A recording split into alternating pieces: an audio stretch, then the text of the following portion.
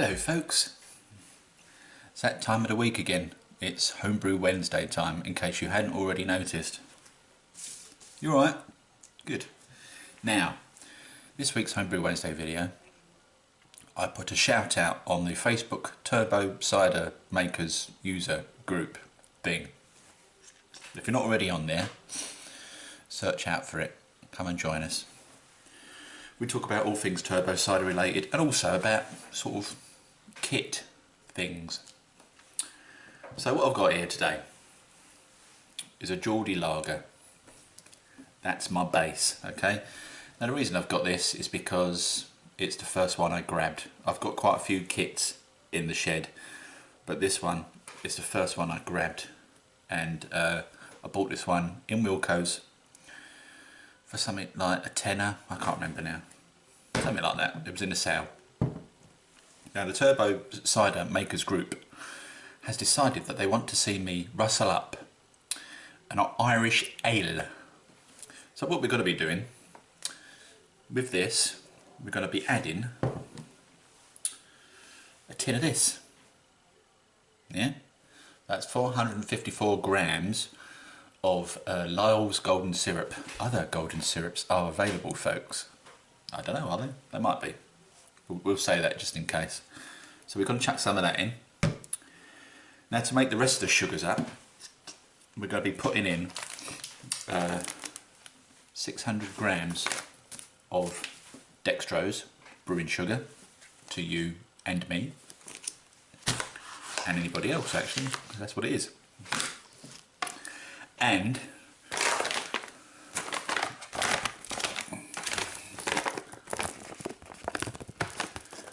300 grams of maltodextrin. Now, the maltodextrin gives the lager, or in this case, in a sort of ale, because it is going to be an ale, more of a body, yeah, and it smooths it, gives it a sort of rounder profile, smooths it out. Forgive me, I've got a dodgy sinuses, folks. It's that time of year, isn't it? But then I've always had dodgy sinuses, you know that. You've seen me go all the time. I just do that because I'm bored.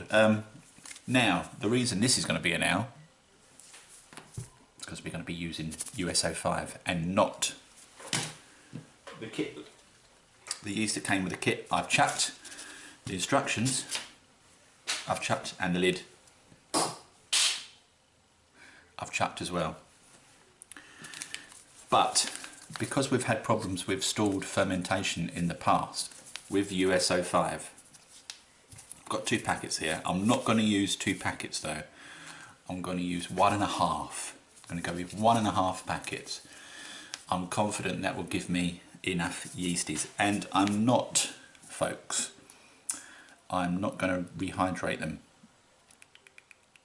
No, I'm going to just chuck them on the top,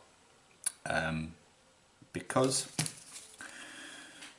it says you can do that, and I've done it both ways. And I rehydrated the last batch I did of the USO5, and that stalled. And when I haven't rehydrated USO5 before, I've not had a problem. Chances are coincidence, I know, but it does no harm in chucking in a little bit of extra yeast. And of course, next time I do another ale, I'll use 1.5 sachets again, the other half of this sachet, probably very soon. I might do a Amarillo one next, but we'll see, we'll see. Let's sort this one out first. So what we're going to have to do then, folks, is we're going to have to boil up on the stove 2 litres of water, get it nice and hot, let it cool down a little bit, and then we're going to mix in the golden syrup, the sugar, and the maltodextrin. Now, maltodextrin is probably easier, folks, to buy in bulk, and I got this off of eBay. And I say easier, it's quite difficult to get it from your homebrew shops. Look, it's quite easy to get it from your homebrew shops. It's not quite easy to get it from your shops. I got it. Hello and welcome to this week's Homebrew Wednesday video. No, as I was saying, you might struggle to get maltodextrin it's a bit of a bugger to get hold of, but you can buy it off eBay in bulk and it works out cheaper. Alright, and sometimes they throw in free postage as well, so you ain't got to worry about that. So have a little look around, folks. I guess is you know, like you would with anything. Shop around. Alright.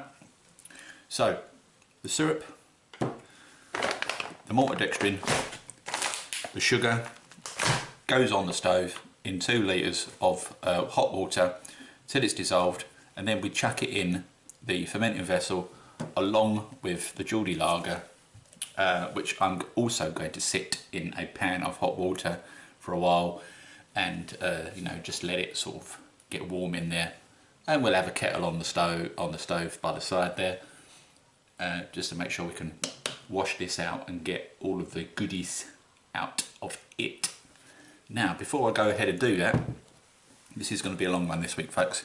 Just want to give you a quick update on the stalled fermentations I was talking about.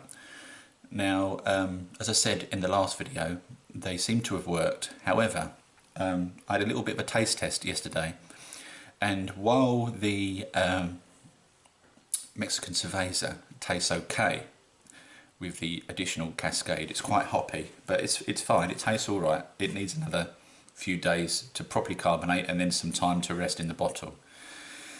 The Tom Caxton Lager, I'm not sure about that one. I might have to give it to a friend of mine to have a quick taste to see what he thinks. It could possibly be an infected batch, or it might just be too early in the process to tell, or it could just be my palate. It's one of those things that I'm on the edge about, and I'm not quite sure. It doesn't taste right to me, but as I say, it might just be my palate, or it could just be one of those things. I don't know.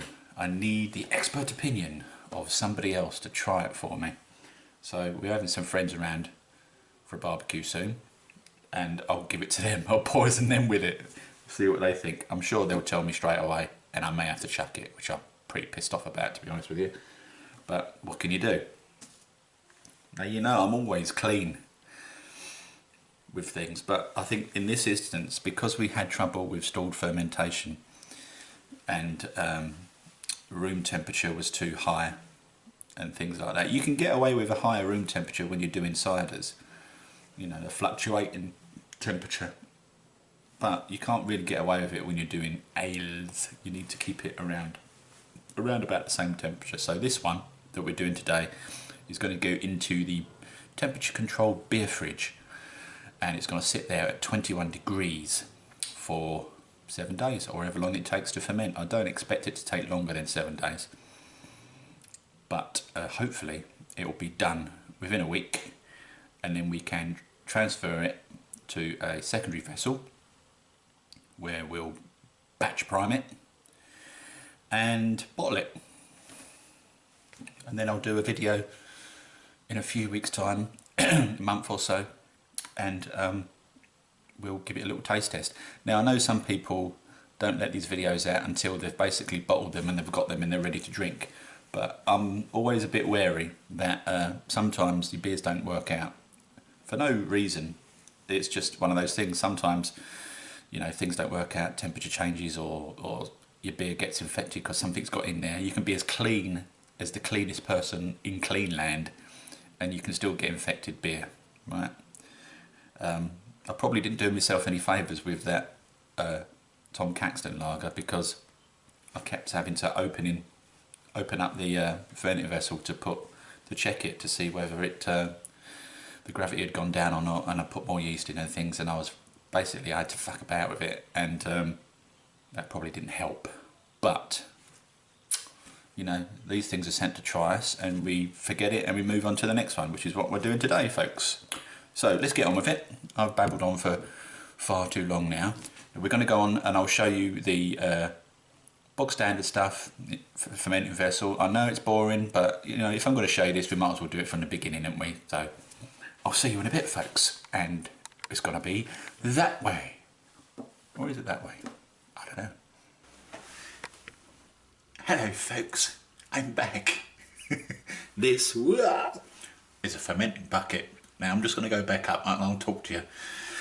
Obviously this has been filled up with water, but what we need to do now is put our sanitising tablets in there to make sure everything is sanitised. The good thing about these Milton tablets is one tablet does a gallon of water. So I'm going to chuck in 5. There we go. Let's get that one out. There we go. So there's 5 sterilising tablets in there. What we need to do now though is we need to put in everything that's going to come into contact with the beer, including the scissors, because we're going to use the scissors to open up the yeast, aren't we? So we'll chuck that in as well. And also I need to find the tin opener. The tin opener will also be going in there. There we go. Forgive the noise folks while I have a little rummage around in the background. There's the tin opener. It's a little bit rusty, but that's alright. It's going to go in there and it will be sanitised, so that's fine. We don't worry about that too much. Also folks, in this instance I'm going to be using a blow-off tube. No, blowout tube. And you know I like to use the blowout tubes. They're a lot safer than the traditional airlocks, because then you can put the blowout tube into a bit of sanitised water, so that if any of the beer escapes, it's only going to go into the sanitised water. No nasties are going to get in, and you won't have any massive blowouts. And I had one not so long ago in my beer fridge, and I'm still cleaning the crap out, to be honest with you. So I recommend that you do that. Of course I've got a paddle here as well, so just to mix it all up, give it a good old stir once it's in there. So yeah, there we go. All we need to do now is leave that for 15 minutes. 15 minutes, and we'll come back and we'll start throwing the mixture together. See you in a bit. Okay guys, so now the fermenting vessel has been emptied. Ta-da! There's nothing in there. It's been cleaned. I'm just boiling up now some water on the stove. There's 2 litres of water there. The can of malt extract, as you can see there, the lager kit, is sitting in some hot water. We'll keep that there for now, but what I'm going to do is just bring this up to a nice warm temperature, chuck in these sugars in here. This is the magic sugar bowl folks. This has got 300 grams of maltodextrin and 600 grams of dextrose, you know, the brewing sugar. This is going to go into there. We're going to chuck this in, and we're going to mix it all up. I might have to put in some more water at this stage, we don't really know yet, but we'll give it a go, and we'll play it by ear. So here we are again. Now the sugar and the maltodextrin mix has been put into the pan, but as you can see the maltodextrin gets rather clumpy. Yeah, so we need this water to get quite hot so that we can get rid of the lumps. Once we've managed to do that, as best as we can, we're going to chuck in the golden syrup. Right folks, as you can see, all of the lumps have been dissolved now. So what we're going to do is we're going to take the golden syrup, and this is going to be quite thick, so, and we're going to chuck that in. There we go. Now of course what we're going to have to do with this tin of golden syrup is pretty much what we're going to have to do with the tin of malt extract, the lager kit, is once we've got the bulk out, we're going to have to chuck some hot water in there, give it a little bit of a swirl around. It smells really great, by the way, and then get the rest of it out, because we want to make sure obviously we can get as much out as we can.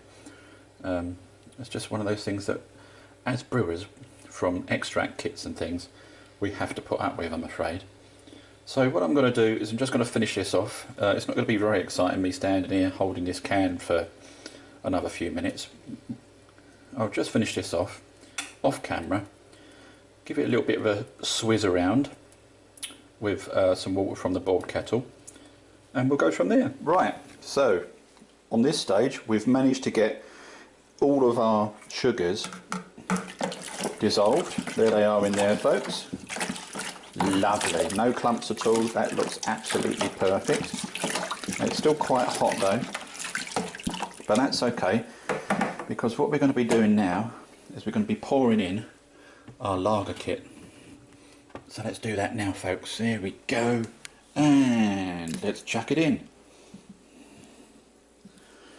Now this has been on the stove for a while, so it's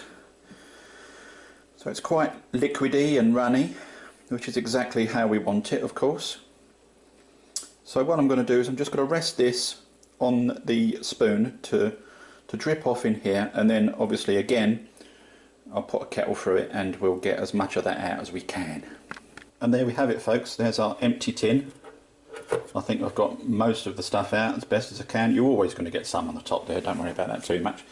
But of course we need to give the mixture a massive stir now, because it's a little bit thicker than it was, obviously, because we've put that tin of extract in there. But now is a good time to do this before you put the cold water in, because while that water is hot, obviously it's going to help the malt extract to mix up with the other sugars in the water, and it won't be as thick, and you won't get so much sediment at the bottom of the fermenting vessel once it's finished fermenting. Plus, of course, at this point you want to aerate your beer as much as you can, because once we've got the water in there, we're going to be chucking in some yeast. Now let's give that a rest for a minute. I just want to take you over here to this section of the floor. Down here I've got my feet, obviously. Got some of this, look, Waitrose Essential Water. Now you don't need to do this, of course you can use tap water if tap water is fine in your area. Now the only reason I'm using this type of water is because I had it lying around and we're never going to get around to drinking it, so I might as well chuck it in the fermenting vessel, and it's all sterilised, it's all nice because it's drinking water after all, so we don't have to worry about sort of contamination or anything like that. So we can just chuck all of those waters into our fermenting vessel, and then we'll take a gravity reading, folks. Right guys, I don't know if you can read this, I'll get in as much as I can here. Here we go. Now, as you can see, I don't know whether you can or not, it's about 1045, which I think is probably fine. It's at 20 litres. I was going to brew it to 21 litres, but I think I'll just leave it at 20 litres. About 1045 there or thereabouts. I'm happy with that. Yeah, so it's all good. It's all a bit frothy, as you can see. Right guys, so there's our brew, but I'm not happy with that. I've got here a cup which is about 250 ml of brown sugar.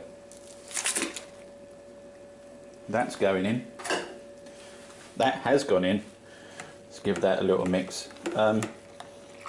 Just because I had it lying around, and also I think I just want to bring up that starting gravity a little bit more. Now remember, we're going to be using owl yeast here, and the problem with owl yeast is that, especially UK owl yeast, I'm not sure about the US-05, whether that drops out at 1.000 or not, but if it does, then we need to just bring the gravity up a little bit more. But that's all, folks. I'm not doing any more to it. I'm happy with that. We're going to leave it at that. Okay. And so the final thing to do is to sprinkle on our yeast. So there's one packet. Let's get the other packet here, and I'm only going to use half of this, folks, so just to make sure we've got enough yeasties in there.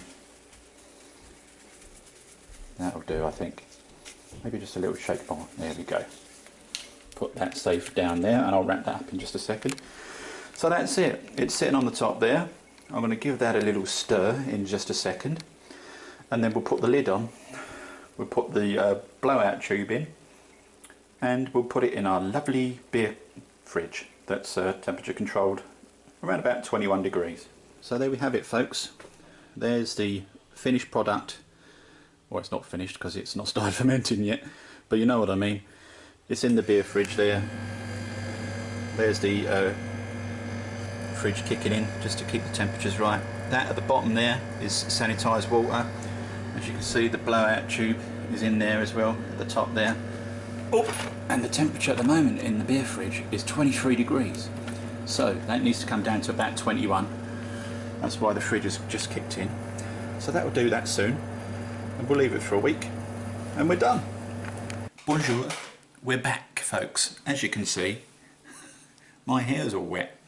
And the reason my hair is all wet is because I've been doing the brewing under the lights over there in the kitchen, and I've been sweating buckets. But you don't want to know that. It's alright, none of the sweat went into the brew, it's absolutely fine. We'll see. So hopefully you found that useful, folks. It's fairly simple, yeah. All we're doing is we're modding the bog standard kit. And okay, I was a little bit naughty because I did a little bit of brown sugar at the end, which I didn't plan to do. But I wanted to bring up the gravity just a little bit to 1050 it was in the end.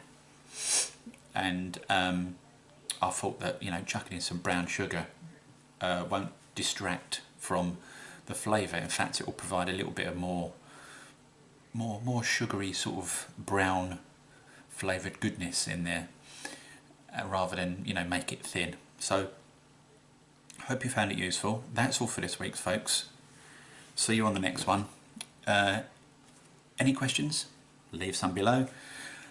Go and join the Facebook Turbo Cider Makers group if you haven't already. That's good. What else have we got going? Oh, the cast next Saturday, 6 PM, frontlive.tv/Lakey Bloke. Good to see you there. See you next time. Ta-da!